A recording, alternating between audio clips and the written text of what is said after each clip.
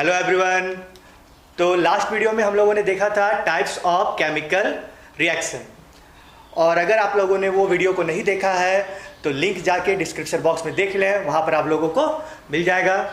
और अब आज हम लोग देखते हैं टाइप्स ऑफ केमिकल रिएक्शन में 2 या 3 रिएक्शन छूट गया था, जैसे कि हमारा ऑक्सीडेशन, रिडक्शन और एक रिडॉक्स रिएक्शन, ये छूट गया था। तो आज इसको हम लोग जान लेते हैं, ठीक है। तो सबसे पहले हम लोग देखेंगे ऑक्सीडेशन किसको बोलते हैं हम लोग।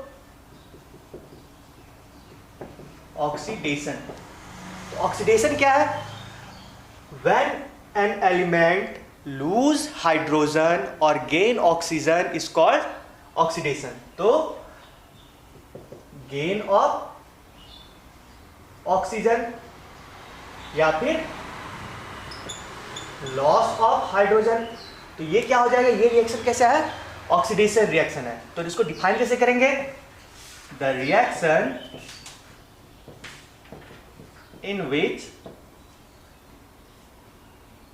oxygen is gained and hydrogen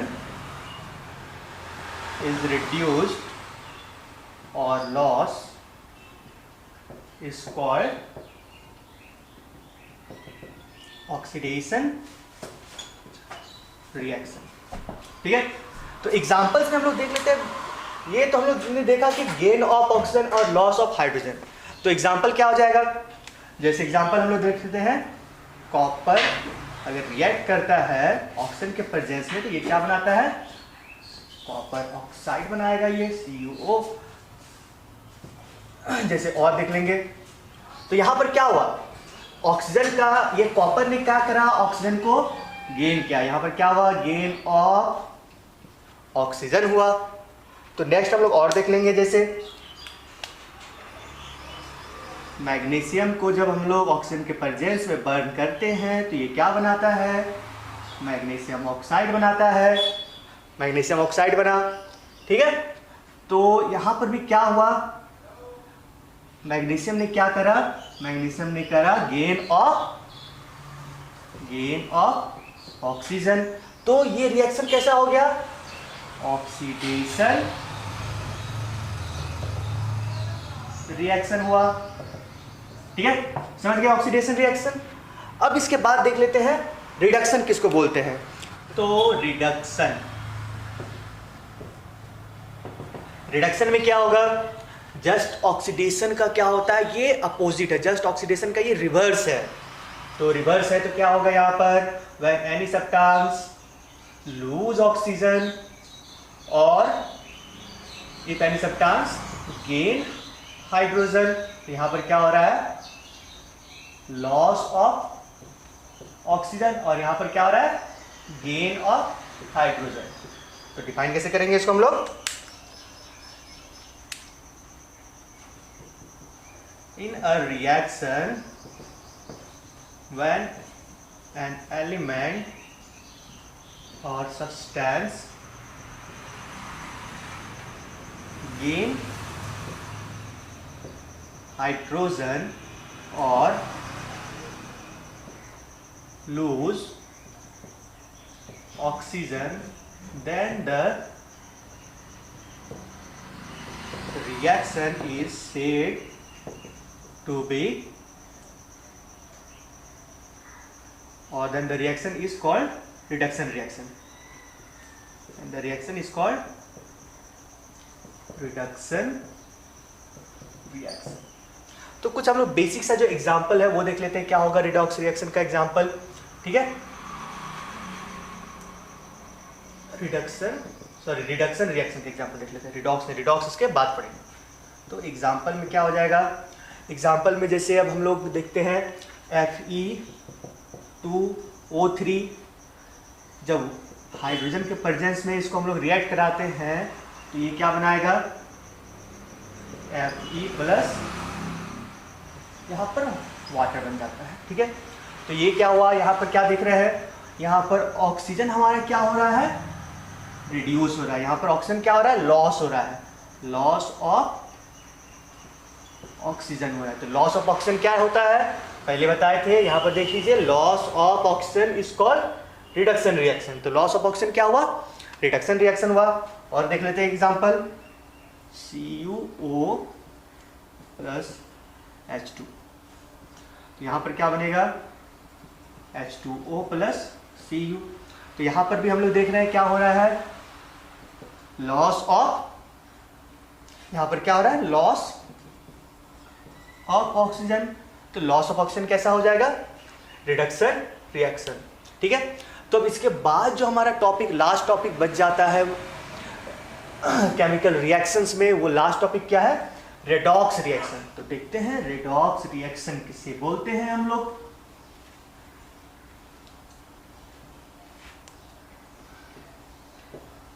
redox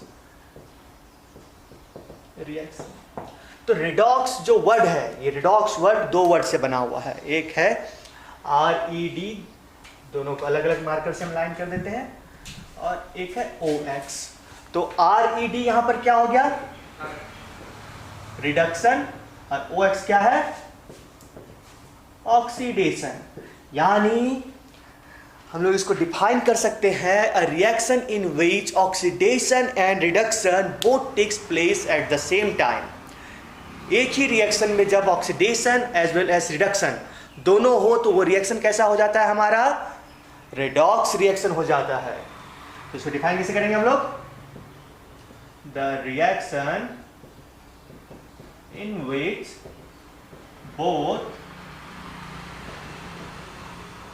oxidation as well as reduction takes place at the same time। तो कोई भी रिएक्शन में जब ऑक्सीडेशन और रिडक्शन दोनों एक ही बार हो, एक ही समय हो, तो उसको हम लोग कैसा रिएक्शन बोलते हैं? Redox reaction. ठीक है। तो एग्जांपल में क्या हो जाएगा? रेडॉक्स रिएक्शन का एग्जांपल में क्या हो जाता है? अभी जो हम लोगों ने पहला कुछ इससे पहले रिएक्शंस देखा था वो भी एग्जांपल में हो जाएगा। जैसे CuO को जब हम लोग हीट करते हैं, जब रिएक्ट करता है ये हाइड्रोजन के प्रेजेंस में, ठीक है, तो ये क्या बना रहा है? वाटर बनाएगा और कॉपर अलग हो जाएगा। तो वाटर बनाया और कॉपर अलग हो गया। अब यहाँ पर देखते हैं कि दोनों रिएक्शन हो रहा है या नहीं हो रहा। तो ये तो हमको पता है, यहाँ पर क्या हुआ है? लॉस ऑफ ऑक्सीजन हुआ है।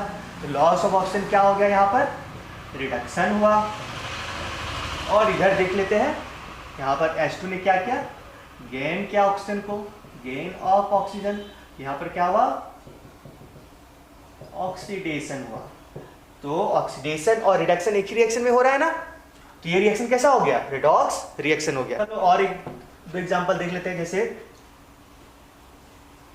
MnO2 प्लस HCl, जब ये रिएक्ट करेगा साथ में तो ये क्या बनाता है? MnCl2 प्लस H2O, वाटर और क्लोरीन। ठीक है। तो यहाँ पर हम देख रहे हैं क्या हो रहा है, इसको हम एक बार, यहाँ पर ऑक्सीजन क्या हो रहा है? Mn में देखिए, यहाँ पर ऑक्सीजन क्या हो रहा है? यहाँ पर ऑक्सीजन क्या हो रहा है? यहाँ पर हम देख रहे हैं लॉस हो रहा है, लॉस ऑफ ऑक्सीजन। तो ये क्या हो गया? रिडक्शन हो गया। ठीक है। उसके बाद हम लोग यहाँ पर रिडक्शन देख रहे हैं। उसके बाद ये देखिए, यहाँ पर हाइड्रोजन ने क्या किया? गेन ऑक्सीजन किया। तो यहाँ पर क्या हुआ? गेन हुआ। तो गेन में क्या हो जाएगा? गेन ऑफ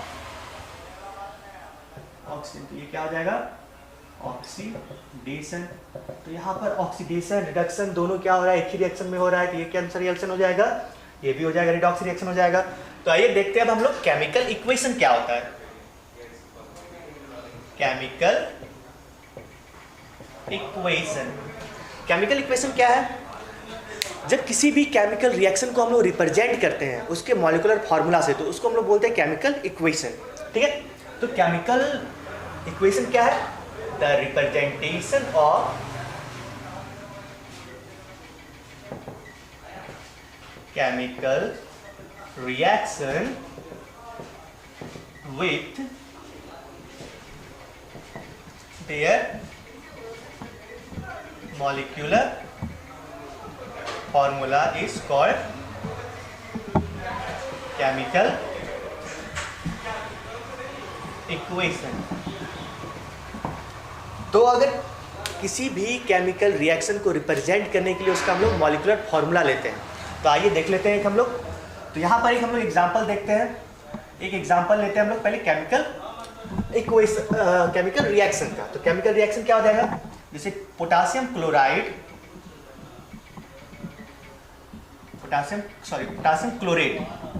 पोटासियम क्लोरेट जब हीट होता है तो ये क्या, इससे क्या इवॉल्व होता है, इससे क्या बनता है, पोटासियम क्लोराइड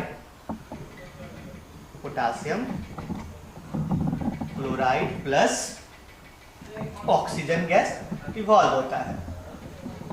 तो ये तो हो गया केमिकल रिएक्शन। अब इसको हम लोग इक्वेशनल फॉर्म में कैसे लिखेंगे, तो पोटासियम क्लोरेट का हम लोग यहाँ पर क्या करेंगे, जो मॉलिक्यूलर फॉर्मूला होगा उसको लिखेंगे, KClO3 when heated it gives potassium chloride, यानी KCl plus oxygen gas evolve हुआ।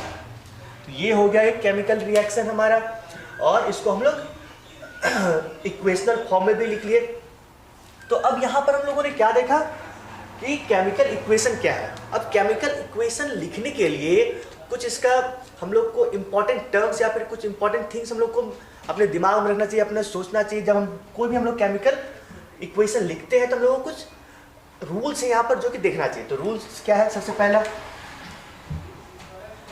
देखिए, इस साइड वाले को हम लोग बोलते हैं, इस साइड वाले को जो एरो के लेफ्ट साइड क्या है भाई, लेफ्ट ये वाला हो गया और ये राइट हो गया।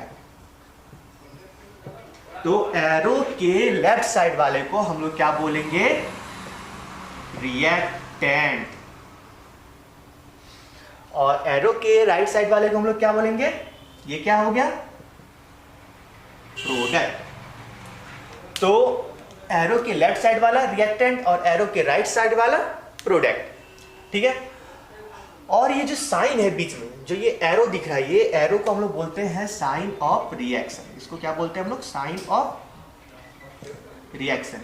अब एक और एग्जांपल देते हैं, जो एक और इसका रूल्स को समझाने के लिए, जैसे Cu प्लस H2SO4 से क्या बनता है, CuSO4 प्लस H2। तो यहां पर हम लोग क्या देख रहे हैं कि ये रिएक्टेंट हो गया हमारा, ये तो अभी बता दिया, ये क्या हो गया हमारा रिएक्टेंट, ये क्या हो गया प्रोडक्ट। अब हम देख रहे हैं दोनों साइड में क्या है, प्लस साइन है, रिएक्टेंट में भी प्लस साइन है और प्रोडक्ट में भी प्लस साइन है। तो इस प्लस साइन का मतलब क्या होता है और इस प्लस साइन का मतलब क्या होता है, अभी हम लोग यही जानेंगे। तो जब प्लस साइन रिएक्टेंट में रहे तो उसका मतलब क्या हो गया, टू रिएक्ट, यानी when copper react with sulphuric acid, H2SO4 क्या है, सल्फ्यूरिक एसिड है। When copper react with sulphuric acid it gives copper sulphate plus hydrogen gas. तो यहां पर क्या दिख रहा है, ये plus sign addition of the product है। ये क्या है, ये प्लस साइन को हम लोग क्या बोलते हैं, एडिशन ऑफ प्रोडक्ट। तो ये हो गया। तो इस दो एग्जांपल से हम लोगों ने क्या देखा कि सबसे पहले क्या है, एक बार हम लोग रिकैप कर लेते हैं पूरे को। तो एरो के लेफ्ट साइड वाला क्या है, रिएक्टेंट है। एरो के राइट साइड वाला क्या है, प्रोडक्ट है। एरो को क्या बोलते हैं, साइन ऑफ रिएक्शन। रिएक्टेंट में अगर प्लस साइन है तो वो क्या हो जाएगा, टू रिएक्ट विद। और अगर रिएक्टेंट के बाद जो प्रोडक्ट आता है, प्रोडक्ट में जो प्लस साइन है उसका मतलब क्या होता है, एडिशन ऑफ द प्रोडक्ट। तो प्रोडक्ट में एक और सब्सटेंस ऐड किया गया है। तो अब हम लोग नेक्स्ट देखेंगे टाइप्स ऑफ केमिकल इक्वेशन। तो केमिकल इक्वेशन का क्या टाइप्स होता है ये हम लोग देख लेते हैं।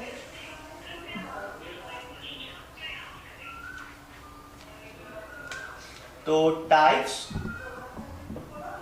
Of chemical equation, chemical equation कितने तरह का होगा। अब केमिकल इक्वेशन क्या है हमारा, दो तरह का होगा। एक क्या हो जाएगा जो कि बैलेंस्ड केमिकल इक्वेशन है, तो उसको हम लोग क्या बोलेंगे, बैलेंस्ड केमिकल इक्वेशन। और दूसरा क्या हो जाएगा, अनबैलेंस्ड या फिर स्केलेटल केमिकल इक्वेशन। तो केमिकल इक्वेशन कितने तरह का होता है, दो तरह का होता है। पहला क्या हो गया,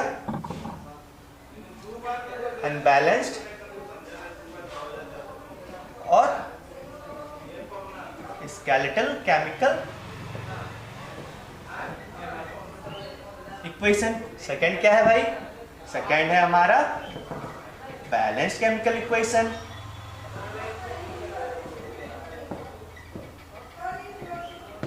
तो ये दो है। अब देख लेते हैं अब केमिकल इक्वेशन हम लोग अनबैलेंस किसको बोलते हैं और बैलेंस किसको बोलते हैं। तो सबसे पहले हम लोग अनबैलेंस के बारे में हम लोग जानेंगे। तो अनबैलेंस के बारे में, तो पहला अनबैलेंस के बारे में जान लेते हैं क्या होता है अनबैलेंस वाला। अब अनबैलेंस में क्या होगा? अनबैलेंस में होता है when the number of atoms of elements in the reactant side is not equal to the number of reactant in the product side। जब किसी रिएक्शन में, किसी केमिकल रिएक्शन में रिएक्टेंट साइड के एलिमेंट्स के एटम और प्रोडक्ट साइड के elements के एटम अगर बराबर ना हो तो वो कैसा रिएक्शन हो जाता है? अनबैलेंस्ड, या फिर उसको हम लोग बोलते हैं क्या? Skeletal chemical equation. ठीक है, तो एग्जांपल में हम लोग देख लेते हैं। इससे पहले वाला जो एग्जांपल हम लोगों ने करा था पोटेशियम क्लोराइड वाला, उसी को हम लोग करेंगे पहले। पोटेशियम KClO3, तो KClO3 से क्या बनता है? Potassium chloride plus oxygen. तो क्या ये बैलेंस्ड है? बैलेंस्ड नहीं है। क्यों नहीं है बैलेंस्ड? क्योंकि यहाँ पर हमारे रिएक्टेंट साइड में 3 एटम ऑफ ऑक्सीजन है और प्रोडक्ट साइड में 2 एटम ऑफ ऑक्सीजन है। तो क्या हुआ? ये बैलेंस्ड नहीं हुआ। अब और भी सिर्फ एटम में नहीं, इसका मॉलिक्यूलर वेट को भी अगर हम लोग देखें, मॉलिक्यूलर वेट के अकॉर्डिंग भी क्या होगा? ये बैलेंस नहीं होगा। ठीक है, तो मॉलिक्यूलर वेट भी इसका क्या होगा? बराबर नहीं होगा। तो इसको हम लोग बैलेंस किया जाता है। तो बैलेंस क्यों किया जाता है? क्योंकि हम लोग ये जान रहे होते हैं, किसी भी हम लोगों ने पढ़ा है पहले भी, in any chemical reaction atoms are neither created nor lost. Atom ना तो क्रिएट होता है एक्स्ट्रा, ना तो एक्स्ट्रा लॉस होता है, इसीलिए उसको क्या किया जाता है? बैलेंस किया जाता है। ठीक है, तो इसके लिए हम लोग नेक्स्ट वाला क्या पढ़ेंगे? Balanced chemical equation. नेक्स्ट देख लेते हैं हम लोग बैलेंस्ड केमिकल इक्वेशन। तो इसको फिर डिफाइन कैसे करेंगे? When the number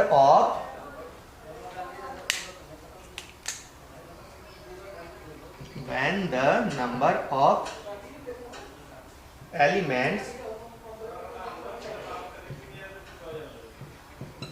in the reactant side is equal to the number of atom of elements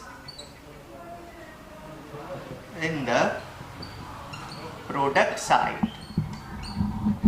ठीक है, तो जब एलिमेंट्स के एटम का नंबर रिएक्टेंट साइड में भी और प्रोडक्ट साइड में भी, दोनों साइड में जब बराबर हो, तो उसको हम लोग क्या बोलते हैं? Balanced chemical equation. तो बहुत सारे ऐसे केमिकल इक्वेशन है कि जो कि पहले से ही बैलेंस रहता है। जैसे हम लोगों ने जो दूसरा वाला किया था, देख लेते हैं उसको क्या था वो?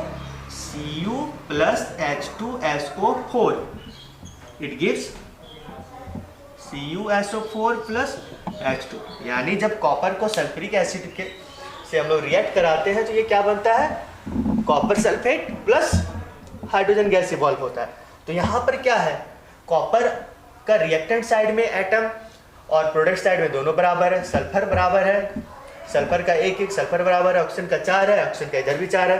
तो ये क्या हो गया? एक बैलेंस्ड केमिकल इक्वेशन है। अब केमिकल इक्वेशन को हम लोग बैलेंस कैसे करते हैं? आइए अब देखते हैं हम लोग केमिकल इक्वेशन को हम लोग कैसे बैलेंस करते हैं। ठीक है, तो जो बुक के अकॉर्डिंग हम लोग देखे हैं वो क्या है? Heat and trial method. क्या है वो? हीट एंड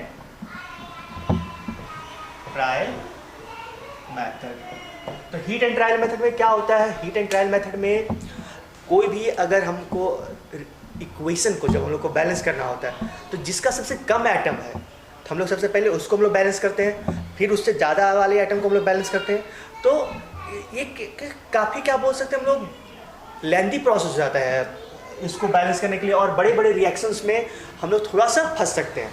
जैसे अगर हम लोग एक रिएक्शन देख लेते हैं, Cu कॉपर सल्फेट CuSO4, ये 4 है, CuSO4 जब सोडियम हाइड्रोक्साइड के साथ रिएक्ट करता है तो ये क्या बनाता है, sodium sulphate plus copper hydroxide. ठीक है, तो ये क्या बनाया, CuSO4 जब रिएक्ट हुआ, ये 4 है, अच्छे से लिख देता हूँ। ठीक है, तो ये क्या बना रहा है। अब यहाँ पर हम लोग को बैलेंस करने के लिए क्या करना पड़ेगा, हीट एंड ट्रायल मेथड एक बार देखते हैं हम लोग कैसे होता है। तो यहाँ पर क्या देख रहे हैं, हीट एंड ट्रायल मेथड में एक मेरे पास कॉपर है, एक कॉपर है, ठीक है, एक सोडियम है, इधर भी सोडियम एक है, ऑक्सीजन हमारा 4 1 5 ऑक्सीजन, इधर कितना ऑक्सीजन है, एक यहाँ पर ऑक्सीजन है 4 और यहाँ पर ऑक्सीजन है, ये 2 ऑक्सीजन है। अब ये क्या हो गया, हमारा डिफरेंट हो गया। यहाँ पर एक और देख रहे हैं, सोडियम क्या है यहाँ पर भी, अब यहाँ पर सोडियम क्या है, एक सोडियम है, और यहाँ पर सोडियम क्या है 2 है, और इधर भी ऑक्सीजन कितना है 5 और इधर भी 4 1 6। तो अब बैलेंस हमको किसको करना है, सोडियम को और ऑक्सीजन को, और हमारा हाइड्रोजन भी क्या है, यहाँ पर एक हाइड्रोजन है, यहाँ 2 हाइड्रोजन है। तो हम लोग सिंपली कैसे बैलेंस करेंगे, अगर हम लोग हीट एंड ट्रायल मेथड से करेंगे, सबसे पहले क्या करेंगे, सोडियम एक है तो इधर चलो सोडियम को हम लोग क्या करेंगे 2 कर देते हैं, 2 कर दिए। अब सोडियम 2 हो गया तो ऑक्सीजन भी हमारा क्या हो गया 6 हो गया, और हाइड्रोजन भी हमारा क्या हो गया 2 हो गया। तो बैलेंस हो गया क्या ये, तो ये हाँ बैलेंस हो गया। लेकिन इससे भी एक छोटा हम लोग प्रोसेस देखेंगे, इससे भी एक इजी प्रोसेस देखेंगे। वो इजी प्रोसेस क्या है, कभी भी बैलेंस करने के लिए हम लोग को जब कभी भी अगर बैलेंस करना हो तो सबसे पहले किसको बैलेंस करेंगे, हम लोग देखेंगे रिएक्शन में मेटल कौन सा है, कौन सा मेटल से उसको पहले करेंगे, फिर देखेंगे नन मेटल कौन सा है, उसके बाद नन मेटल के बाद हम लोग क्या करेंगे, देखेंगे ऑक्सीजन, फिर हाइड्रोजन। अब आप पूछिएगा सर ऑक्सीजन और हाइड्रोजन वो भी तो नन मेटल है, तो उसको पहले क्यों नहीं करेंगे। तो यहाँ पर वही बता रहे हैं, non metal other than oxygen और हाइड्रोजन अगर होता है तो पहले उसको कर लेंगे, फिर ऑक्सीजन को करेंगे, फिर हाइड्रोजन को करेंगे। अगर इस सीक्वेंस में हम लोग किसी को बैलेंस करते हैं तो बहुत ही इजी प्रोसेस में, बहुत ही छोटे में हम लोग बैलेंस कर सकते हैं, ज़्यादा लेंथी नहीं जाएगा, हमारा टाइम कम बचेगा। ठीक है, तो कुछ एग्जांपल देख लेते हैं हम लोग। एग्जांपल नंबर हम लोग देख लेते हैं। जैसे सबसे पहले Mg को जब हम लोग मैग्नीशियम को हम लोग कार्बन डाइऑक्साइड के प्रेजेंस में अगर ये रिएक्ट कर रहा है तो इसमें क्या होता है, ये बनाता है MgO प्लस कार्बन। अब यहाँ पर देख लेते हैं मेटल कौन सा है हमारा, मेटल क्या है मैग्नीशियम, तो मैग्नीशियम तो बैलेंस है। फिर नन मेटल क्या है कार्बन, कार्बन इधर भी एक है, प्रोडक्ट में भी रिएक्टेंट में भी एक कार्बन है, बैलेंस हो गया। ऑक्सीजन, ऑक्सीजन यहाँ पर 2 है रिएक्टेंट में, लेकिन प्रोडक्ट में ऑक्सीजन क्या है हमारा एक ही है। तो पहले हम लोग क्या करेंगे, ऑक्सीजन को बैलेंस कर लेंगे। तो ऑक्सीजन को बैलेंस करने के लिए 2 कर दिए। अब इधर 2 किए तो इसकी वजह से मैग्नीशियम भी क्या हो गया हमारा 2 हो गया। तो हम लोग क्या करेंगे, इधर मैग्नीशियम को भी 2 कर देते हैं। हाइड्रोजन तो है नहीं, देखिए बैलेंस हो गया होगा पूरा हमारा, बैलेंस हुआ 2 मैग्नीशियम 2 मैग्नीशियम, कार्बन 1 कार्बन 1 और ऑक्सीजन 2, यहाँ पर भी ऑक्सीजन 2, तो ये बैलेंस हो गया।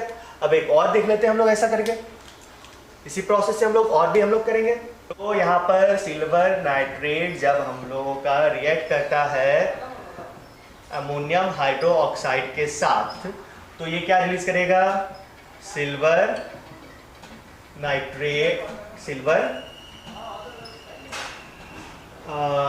NH3, उसका NH3 होल 2, उसके बाद क्या है नाइट्रेट रिलीज होगा, फिर ऑक्स वाटर बनेगी।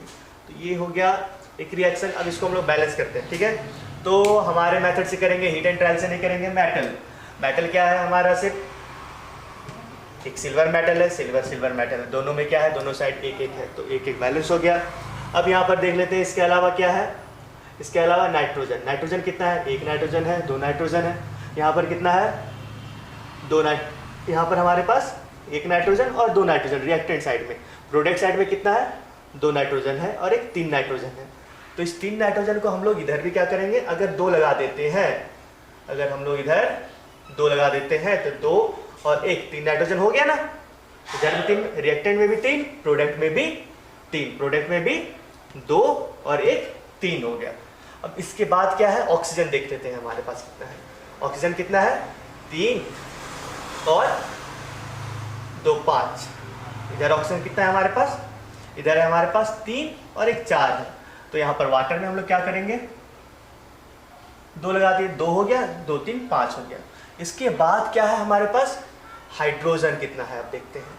तो हाइड्रोजन कितना होगा हमारे पास, यहाँ पर तो है 8 हाइड्रोजन और एक यहाँ पर है, तो ये दो मिलके 10 हो गया इधर हाइड्रोजन। और इधर कितना है, 4 और यहाँ पर 3 2 जा 6, तो ये टोटल कितना हो गया, 10 हाइड्रोजन। तो ये रिएक्शन भी क्या हो गया हमारा, बैलेंस हो गया। अब एक और रिएक्शन देख लेते हैं हम लोग, तीसरा रिएक्शन देख लेते हैं इसी की तरह से। NH4Cl प्लस CaOH होल 2 जब रिएक्ट करता है तो ये क्या बनाता है, CaCl2 और NH3 प्लस H2O। तो रिएक्शन में ये बन रहा होता है। अब रिएक्टेंट साइड में फिर से हम लोग सेम अपना मेथड से करेंगे, मेटल, नॉन मेटल, ऑक्सीजन और हाइड्रोजन वाले मेथड से करेंगे।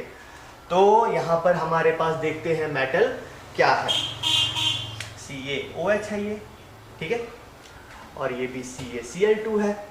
तो अब हमारे पास मेटल क्या है, हमारे पास एक ही मेटल है, कैल्शियम मेटल है, इधर भी कैल्शियम मेटल है। तो अब कैल्शियम तो क्या हो गया, एक ही है दोनों साइड, रिएक्टेंट में भी एक है, प्रोडक्ट में भी एक है, तो ये तो बैलेंस्ड है ऑलरेडी। उसके बाद इसके अलावा अब देखते हैं हम लोग नॉन मेटल, इसके अलावा तो कोई मेटल नहीं है इसमें, नहीं है। अब देखते हैं नॉन मेटल में क्या क्या आ जाता है। नॉन मेटल में फिर से क्या है हमारा, यहाँ पर ऑक्सीजन और हाइड्रोजन को छोड़ के, तो सबसे पहले क्या देखते हैं, नाइट्रोजन है, फिर क्लोरीन है। तो किसी एक को पहले कर लेंगे हम लोग, नाइट्रोजन कर लेते हैं। तो नाइट्रोजन यहाँ पर एक नाइट्रोजन है, इधर भी क्या है हमारे पास, एक नाइट्रोजन है, तो नाइट्रोजन तो बैलेंस्ड हो गया हमारा। क्लोरीन देखते हैं। अब क्लोरीन भाई साहब, इधर क्लोरीन एक है, इधर कितना क्लोरीन है, दो है, तो ये तो बैलेंस नहीं हुआ। इसके लिए हम लोग क्या करेंगे, रिएक्टेंट साइड में दो दे देते हैं। अब क्लोरीन तो बैलेंस हो गया, लेकिन नाइट्रोजन हमारा क्या हो गया, अनबैलेंस्ड हो गया। दो इधर भी हो गया नाइट्रोजन, लेकिन इधर क्या हुआ, हमारे पास एक ही है। तो इसके लिए हम लोग क्या करते हैं, फिर से हम लोग नाइट्रोजन को भी बैलेंस कर लेते हैं। तो नाइट्रोजन में भी हम लोगों ने क्या किया, दो दे दिया। तो अभी तो हमारा क्या क्या बैलेंस हो गया, नाइट्रोजन बैलेंस हो गया, क्लोरीन बैलेंस हो गया, कैल्शियम पहले से बैलेंस है, रिएक्टेंट और प्रोडक्ट साइड में दोनों। उसके बाद हम लोग क्या करेंगे, इसके अलावा कोई और तो नॉन मेटल नहीं है, ऑक्सीजन और हाइड्रोजन को छोड़ के। तो अब देखते हैं ऑक्सीजन कितना है हमारे पास। तो रिएक्टेंट साइड में ऑक्सीजन क्या है, दो है, प्रोडक्ट साइड में ऑक्सीजन क्या है, एक है। तो लीजिए दो कर दिए, इधर भी दो किए। अब देखते हैं हमारे पास नाइट्रोजन अब देखते हैं हमारे पास हाइड्रोजन कितना है रिएक्टेंट एंड प्रोडक्ट में। तो हाइड्रोजन क्या है, 2 4 जा 8 हाइड्रोजन हो गया, और यहाँ 2 हाइड्रोजन। तो टोटल रिएक्टेंट साइड में 10 हाइड्रोजन हो गया, और प्रोडक्ट साइड में कितना हाइड्रोजन हो गया, प्रोडक्ट साइड में 6 और 4 10। तो ये भी हो गया हमारा कंप्लीट। किस मेथड से हो गया, हमारे ट्रिक वाले मेथड से, हीट एंड ट्रायल मेथड से नहीं। तो एक और रिएक्शन हम लोग देखेंगे ऐसा, ठीक है। तो Al2O3 प्लस KOH जब रिएक्ट करता है तो ये क्या बनाता है, potassium aluminate KAlO2 plus H2O। तो ये हुआ। अब इसमें फिर से हम लोग क्या करेंगे, metal, non metal, oxygen, hydrogen उसी वाले मेथड से करेंगे, हमारे ट्रिक वाले मेथड से। तो सबसे पहले क्या है, मेटल क्या है यहाँ पर, अब मेटल है यहाँ पर, पोटासियम है, एल्युमिनियम है मेटल। तो ये 3 है, इसको 3 अच्छे से लिख देते हैं, ठीक है। ये 2 है, समझ में आ रहा है, फिर भी अच्छे से लिख देता हूँ एक बार। तो अब सबसे पहले देखते हैं एल्युमिनियम। एल्युमिनियम क्या है, 2 है एल्युमिनियम, इधर एल्युमिनियम हमारा 1 है। तो एल्युमिनियम को सबसे पहले क्या करेंगे, बैलेंस कर लिए। इसी वजह से क्या हो गया, एल्युमिनियम बैलेंस हो गया हमारा। अब देखिए एल्युमिनियम बैलेंस हुआ, लेकिन पोटासियम क्या हुआ, इधर 2 हो गया, प्रोडक्ट में और रिएक्टेंट में 1 ही है। तो इधर भी हम लोगों ने क्या किया, 2 कर दिया। तो हमारा पोटासियम में बैलेंस हो गया, एल्युमिनियम भी बैलेंस हो गया रिएक्टेंट एंड प्रोडक्ट में। अब देखते हैं उसके बाद क्या है, ऑक्सीजन। तो ऑक्सीजन कितना है, ऑक्सीजन 3 है, और इधर ऑक्सीजन 3 2 5 है। इधर कितना है, 4 है, और इधर 5 है। ऑक्सीजन तो बैलेंस्ड है ऑलरेडी। अब देखते हैं हाइड्रोजन कितना है हमारे पास, हाइड्रोजन 2 है, हाइड्रोजन इधर भी 2 है, तो हाइड्रोजन तो बैलेंस्ड है। तो हमारे इस मेथड से हम लोगों ने कुछ रिएक्शन देखा, जिसको कि हम लोगों ने बैलेंस भी किया। और ये सब आपके 10th लेवल में नहीं है, लेकिन फिर भी आगे सीख सकते हैं हम लोग, और भी बड़े बड़े रिएक्शंस को ऐसे हम लोग बना सकते हैं, ऐसे हम लोग बैलेंस कर सकते हैं। अब हम लोग देख लेते हैं 2 और टॉपिक जो छूट गया था हमारा चैप्टर 1 में केमिस्ट्री का, वो है effect of oxidation and reduction in our daily life. तो इफेक्ट ऑफ ऑक्सीडेशन और reduction in our daily life पे क्या क्या हम लोग को देखना होता है, 2 चीजें हैं। एक है, पहला लिख लेते हैं, कोरोजन से स्टार्ट करते हैं हम लोग, कोरोजन, और दूसरा है rancidity.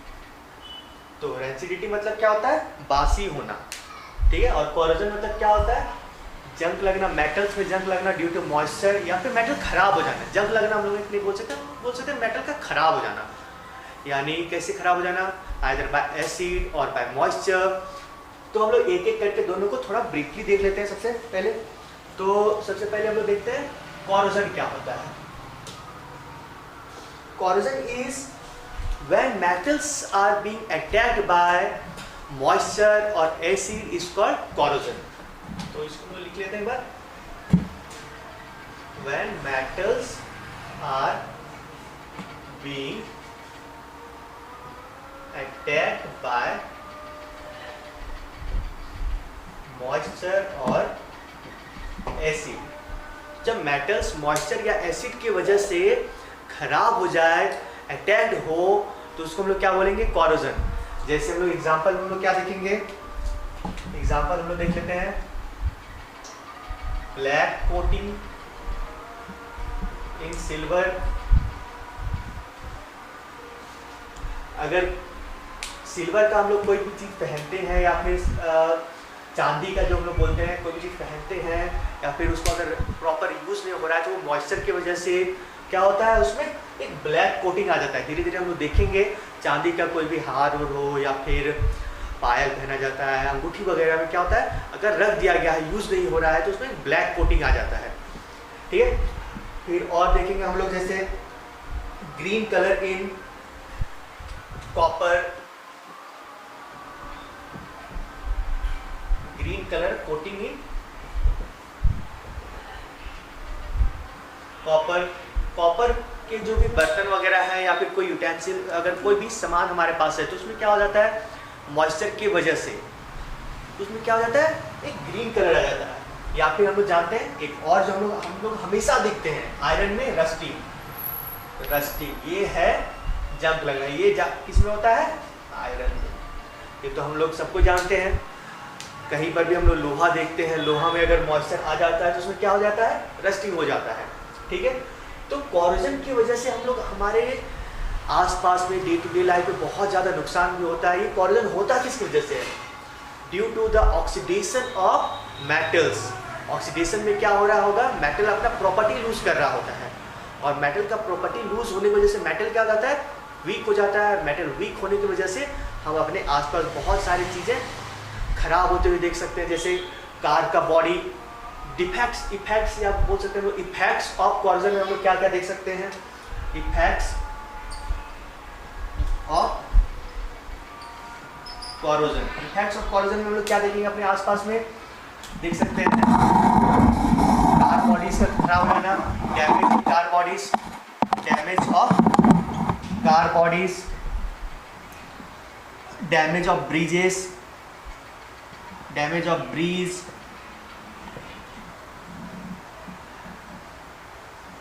weakening of iron filings. जो लोहा का जो कांटी रहता है वो उसमें क्या हो जाता है, वो कमज़ोर हो जाता है। तो ये सब कुछ एग्जाम्पल हम लोग और भी देखेंगे कि घरों में जो छड़ लगाया जाता है हमारा, जो जब घर बनाया जाता है छड़ वगैरह, जो छत में छड़ रहता है वो क्या होता है, आसानी से कुछ दिनों के बाद वो पूरा, एक तो पहले हम लोग क्या देखेंगे, अगर उसको प्रॉपरली पेंट नहीं किया गया, वो अगर ऐसे छूट गया है तो वो क्या हो जाएगा, धीरे धीरे वो रस्टेड हो जाता है, धीरे धीरे वीक हो जाता है, और उसको हम लोग हाथ से घुमा घुमा के हम लोग तोड़ लेते हैं हम लोग। तो वो बहुत ही आसानी से हम लोग तोड़ लेते हैं। छत वगैरह हम खेल रहे होते हैं तो आसानी से टूट जाता है, हम लोग भी पूरा खुश जाते हैं।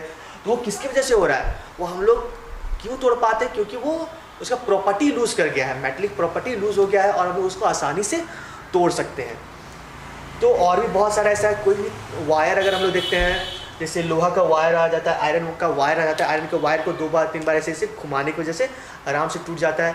क्यों, क्योंकि उसमें क्या होता है, वो अपना मेटलिक प्रॉपर्टी लूज़ कर चुका होता है जब तब, ठीक है। तो इसको मेटलिक प्रॉपर्टी को लूज़ करने से हम लोग बचा कैसे सकते हैं, क्या क्या प्रोटेक्शन हम लोग दे सकते हैं, how we can protect it. तो इधर दे देते हैं प्रोटेक्शन। तो हम लोग कैसे प्रोटेक्ट कर सकते हैं, सबसे जो पहला प्रोसेस है, by painting them, by painting them. अब घर में जो लोहा का गेट है, खिड़की है, लोग इतना कलरफुल पेंट क्यों करते हैं भाई, एक तो अच्छा दिखने के लिए, दूसरा क्या होता है, प्रोटेक्ट करने के लिए, क्योंकि लोहा को अगर पेंट ना किया जाए तो वो क्या हो जाएगा, खराब हो जाएगा। दूसरा क्या है, by oiling them, by oiling them. बहुत बार हम लोग देखे होंगे जंग लगा हुआ सामान में क्या करते हैं हम लोग, कैरोसिन ऑयल में जंग लगा हुआ सामान डाल देते हैं, या फिर कोई पुराना सिक्का वगैरह जब किसी को मिलता है, आर्कियोलॉजिस्ट जो खोज करते हैं, पुराना सिक्का, तांबा का सिक्का मिलता है हम लोगों को, तो वो लोग क्या करते हैं, वो साफ दिखने के लिए, क्योंकि वो तो उसमें ग्रीन कोटिंग आ जाता है, यहाँ बताए हैं ग्रीन कोटिंग आ जाएगा, और उस ग्रीन कोटिंग को ख़त्म करने के लिए क्या करते हैं, ऑयल में उसको डालते हैं। ऑयल में डालने के बाद क्या होता है, वो ग्रीन कोटिंग धीरे धीरे ख़त्म हो जाता है। तो और क्या हो जाएगा, एक देख लेते हैं हम लोग कैसे प्रोटेक्ट कर सकते हैं, बाय गैल्वेनाइजेशन, बाय गैल्वेनाइजेशन। भाई गैल्वेनाइजेशन क्या है, पहले भी पढ़े होगे तुम लोग। Galvanisation is a process in which metals are plated by other metals. वहाँ पर दूसरे मेटल का सिर्फ उसको प्लेटिंग किया जाता है, ठीक है। और जैसे हम लोग देखे होंगे चांदी के जो ज्वेलरीज है, चांदी का जो ज्वेलरीज है उसमें सोना का पानी चढ़ा दिया जाता है, और उसको क्या करते हैं लोग पहनते हैं, सोना समझ के लोग दिखाते हैं दूसरे को। ये सब हम लोग अपने आसपास देखे होंगे ना।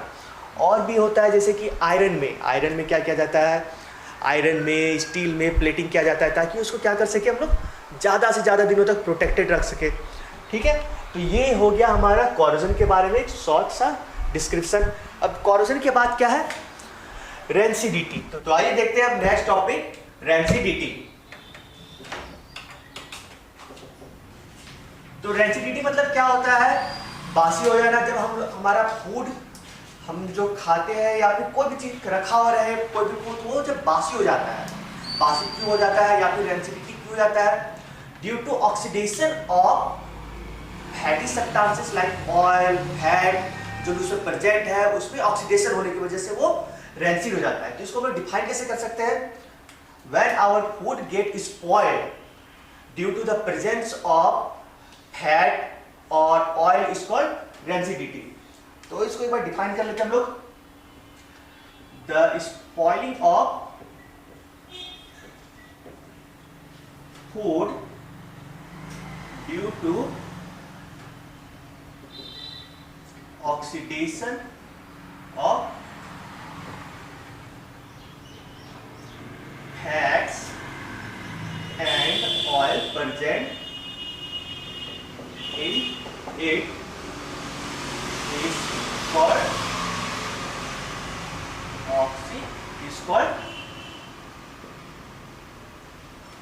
रेंसिडिटी। तो रेंसिडिटी क्या देखें यहाँ पर, the spoiling of food due to oxidation of fats and oil present in it. तो फैट्स और ऑयल के ऑक्सीडेशन की वजह से जब फूड खराब हो जाए तो उसको क्या बोलते हैं, रेंसिडिटी। बहुत सारे एग्जांपल हम लोग घरों में देखे होंगे, जब हम लोग कोई भी कंटेनर में कोई ग्रेन्स रखते हैं, दाल वगैरह रखते हैं, तो उसमें कुछ दिनों के बाद अगर उसको प्रॉपर बंद नहीं किया जाए तो मॉइस्चर हो जाने की वजह से क्या हो जाता है, वो खराब हो जाता है। और कभी कभी घर में अगर कुछ पड़ा हुआ है, चिप्स वगैरह पड़ा हुआ है, पैकेट खुला हुआ है, तो उसमें भी कुछ दिनों के बाद क्या होता है, गंदा सा स्मेल आने लग जाता है। या फिर हमारे घर में जो खाना होता है, अगर उसको कंज्यूम ना किया जाए या फिर उसको छोड़ दिया जाए कुछ समय के लिए, 2-3 दिनों के बाद क्या होता है, कोई भी खाने से भी थोड़ा बदबू आने लग जाता है। तो ये बदबू क्यों आता है? Due to rancidity. अब रैंसिडिटी में होता क्या है, जब ऑक्सीडेशन हो रहा होता है तो उस ऑक्सीडेशन की वजह से कुछ मॉलिक्यूल्स या फिर कुछ क्या बोल सकते हैं, केमिकल रिएक्शन होता है फूड में, और उस केमिकल रिएक्शन से कुछ बैड स्मेल, ऑयल स्मेल हमारे फूड में आता है। उसी बैड स्मेल की वजह से वो फूड क्या हो जाता है, हमारा स्पॉइल जाता है, खराब जाता है। और इसी प्रोसेस को हम लोग क्या बोलते हैं, रैंसिडिटी। रैंसिडिटी की वजह से अगर वो स्पॉइल फूड को लोग कंज्यूम करें तो उससे भी क्या होता है, बहुत ज़्यादा प्रॉब्लम हो सकता है, हमारे हेल्थ पे इफेक्ट पड़ेगा। तो रैंसिडिटी से बचने के लिए क्या किया जाता है, how we can protect the food from being rancid. So protection क्या क्या होगा,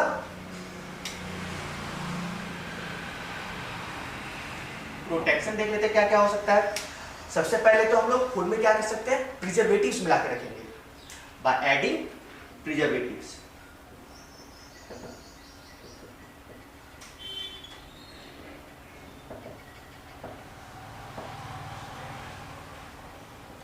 एडिंग प्रिजर्वेटिव्स, प्रिजर्वेटिव्स उसको बोलते हैं।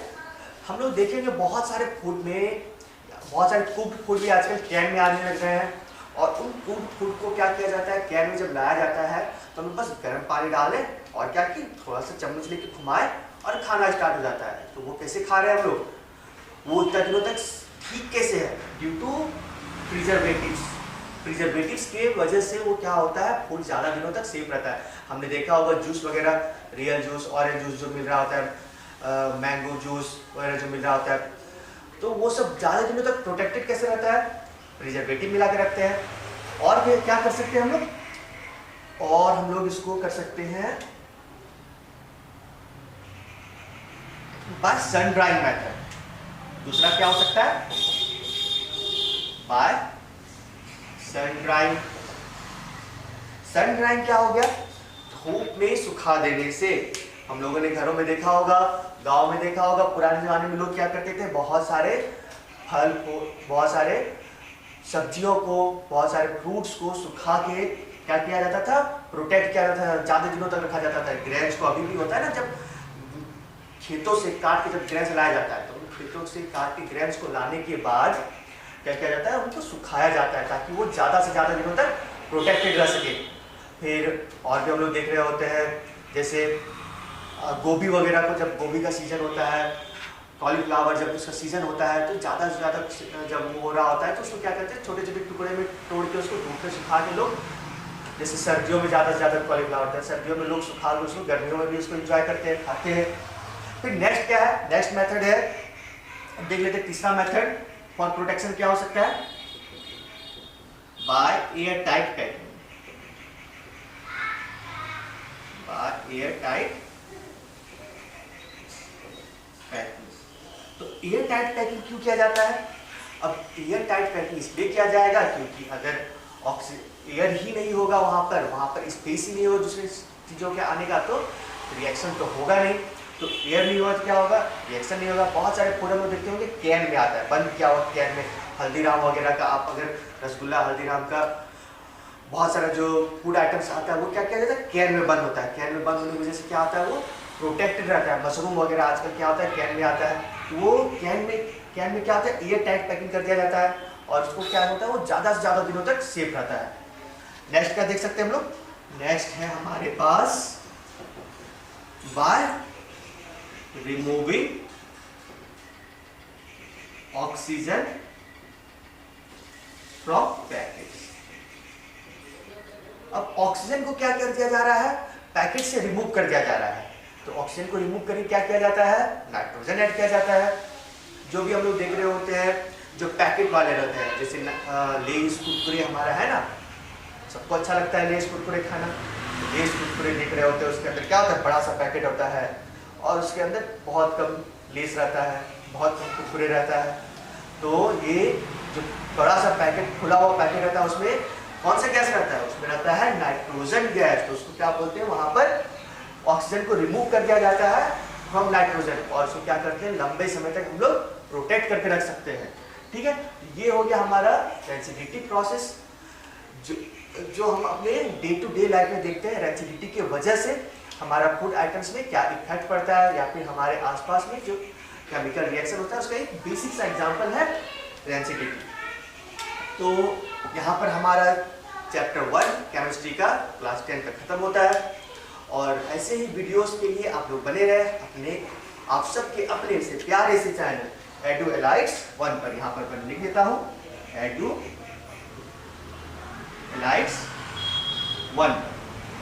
इस चैनल को प्लीज जाइए, ज़्यादा से ज़्यादा शेयर कीजिए, सब्सक्राइब कीजिए, लाइक कीजिए। और अगर कोई भी दिक्कत हो आपको वीडियोस में, अगर कोई भी प्रॉब्लम हो, समझ में ना आ रहा हो, तो उसको कमेंट बॉक्स पे उसके बारे में ज़रूर लिखिए। और हम नेक्स्ट वीडियो में आपके उस कमेंट के बारे में, आपको जो भी प्रॉब्लम होगा उसमें ज़रूर डिस्कस करेंगे। थैंक यू, मिलते हैं नेक्स्ट वीडियो में।